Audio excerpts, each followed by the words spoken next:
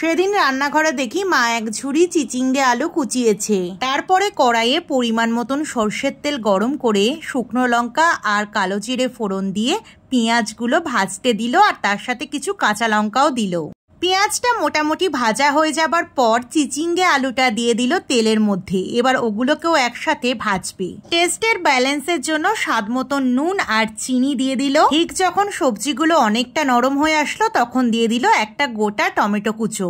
রান্নায় চিংড়ি মাছ পড়বে বলে 1 চামচের মতন আদা রসুনের পেস্ট দিয়েছে, আর কিছু ঘরোয়া মশলাও দিয়েছে, যেমন লঙ্কা, হলুদ, জিরে, ধনে আর একটু গরম মশলা।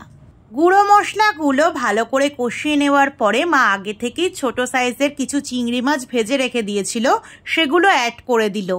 আমি ভাবলাম হয়তো মা এবার জল দেবে, কিন্তু মা বলল না, আজকের এই রান্নায় কোনো জল দেব না, ঢাকা দিয়ে রান্নাটা হবে, তাতেই দেখবি সমস্ত সবজি সিদ্ধ হয়ে গেছে। আজকের দুপুরের মেনুতে কোনো মাছ মাংসের দরকার ছিল না, ছিল পেঁপে সিদ্ধ, কুমড়ো ভাজা আর এই তরকারিটা জাস্ট জমে গেছে।